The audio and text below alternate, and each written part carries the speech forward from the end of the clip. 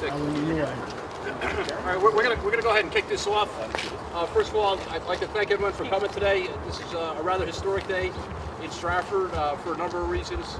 Years ago, I think it was about almost 3 years ago, we created a redevelopment agency in Stratford. And one of their primary tasks was to look at brownfield properties such as this that were delinquent in taxes and that were contaminated, unoccupied, and really just kind of a blighted area, unsightly to people that are driving by, particularly in Metro North. But the RDA, what they did is if we're looking at properties like this, after we foreclose them, they go out and they try to get grants for site assessment, site remediation, get the sites essentially cleaned up, reused, put back on the books, pay taxes, more importantly, to create jobs. So this is an important day for us. I was just talking to Representative Backer here on my left, and he had said throughout his entire career, this site has been a problem to Stratford. It was tax delinquent, it was contaminated, it was blighted, and it was something that was, the neighbors had to deal with for years. So we're glad finally today we're going to start the demolition of this unsightly mess behind us. A guy in a white suit walking around with some breathing apparatus on. So I told us that please come down. It's been a hanging site here in the neighborhood for years, and we're finally going to see it cleaned up and put to good use. So I'd like to thank everyone involved here today. There was a lot of hands involved with this. I'd like to thank Karen Kaiser and Amy Noor, our economic development folks, for securing a grant through the state of Connecticut for $2.85 million, which, by the way, when that brownfield money was available, there was $27 million available for towns and cities throughout the state to qualify for. Stratford got over 10% of the total allocation, which was significant. So we got $2.85 million, which is why we're here today to actually get this site cleaned up and put back to reuse. Dick, thank you for your hard work on the RDA. Terry Backer, Representative Backer, thank you for support of brownfields in the state of Connecticut. Terry's been a big advocate for the environment, not only Long Island Sound, but also for brownfields. And he's been a real champion throughout the state, and particularly here in Stratford. So Terry, thank you for your service and your support. I'd also like to thank, of course, Ron Kern from DEEP. Ron, I've seen you for decades now through numerous issues, and also Mark Lewis. Mark, thank you. He's a Stratford resident. You're also with DEEP, and he's been instrumental in this property. So we had some local hands involved with this. Pat Bowe, who couldn't join us today with DEEP. Pat grew up on the other side of Paradise Green, so Pat's very familiar with the contract plating site, and Ray Marquez. And Tina, thank you. And Tina just came on board as our conservation officer. So Tina comes in at a good time. She actually gets to see the site cleaned up under her watch. But again, I'd like to thank all the staff that's here, and also our contractors that are going to be able to take the building down. So, Terry, would you like to say a few words? Yeah, well, this, hardly unique situation in the Northeast. We stand around the legacy of an unregulated industrial era, which has come back repeatedly to harm us economically. I think part of the problem with our communities in Connecticut is that they have been growing for a lot of years, and they're pretty much maxed out in terms of land use and development. If you don't just have another farm you can knock down and build on, which we don't, then you have to deal with what you have. And what we have is this polluted legacy of bygone years that we are now faced with cleaning up, and hopefully getting derelict properties back into some productive use, whatever it might be. Hopefully something that would include some employment, move stuff back onto the tax rolls. So, it's all it should be very familiar rhetoric from, every time we were at one of these events, whether it's here in Stratford or Bridgeport or wherever they were spending taxpayer dollars to get land back into productive use. It's pretty much the same story everywhere you go.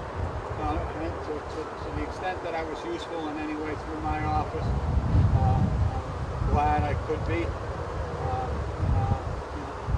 Here's a step forward we got to make it.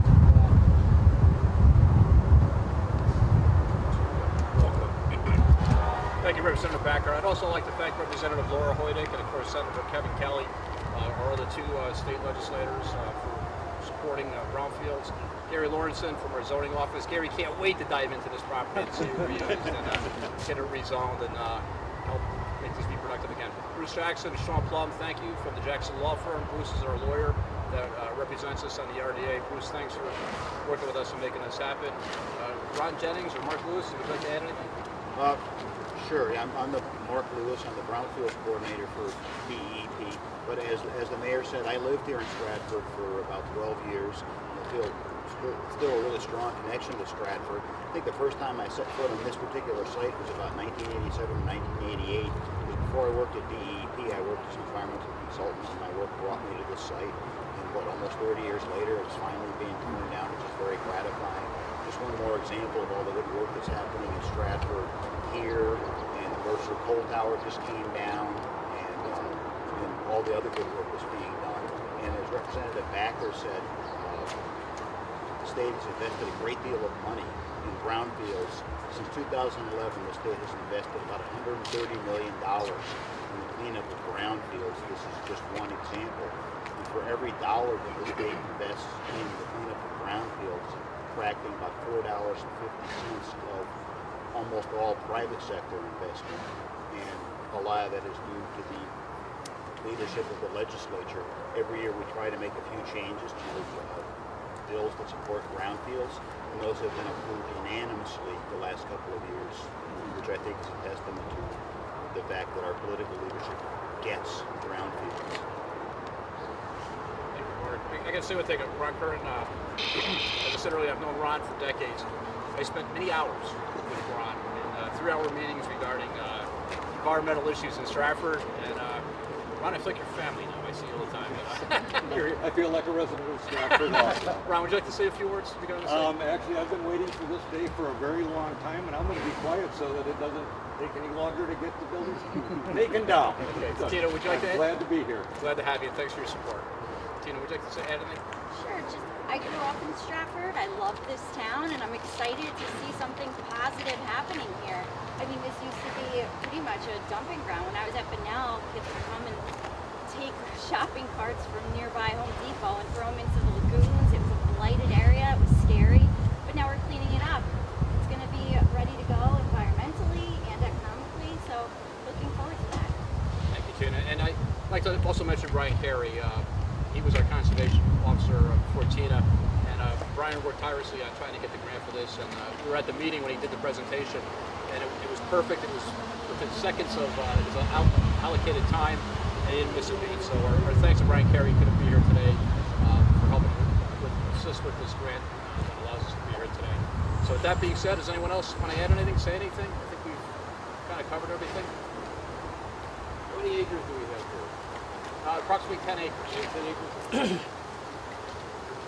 Tina, how many shopping carts did you talk about? Yeah, almost, I find it very hard to believe that any of our Stratford students would do that. There are fines for that.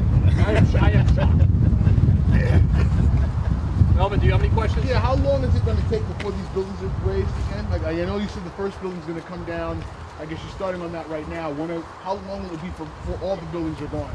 The main building will be down by Thanksgiving. Okay. The auxiliary buildings, that remains to be scheduled yet, but hopefully by year end.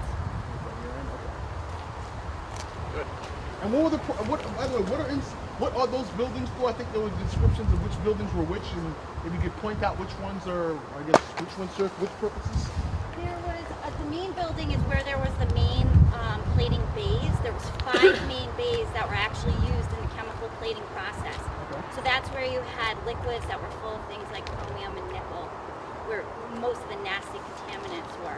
And I might need our consultant's help on what the other buildings were. I know there's an anodizing building that's in the back of the property, also involved in the plating process. There's a chemical storage building that's a back shed towards the back of the property that will also be coming down. And I can't remember the last one, the rectifier building. And I'm honestly not sure what that was used for, but also in the back end of the property. Then there's a small transformer building over here that's coming down. Any other questions? John, you all set? Go ahead. All right, let's go ahead and let's begin. What are they planning on doing with the people that are working in the back? What's that?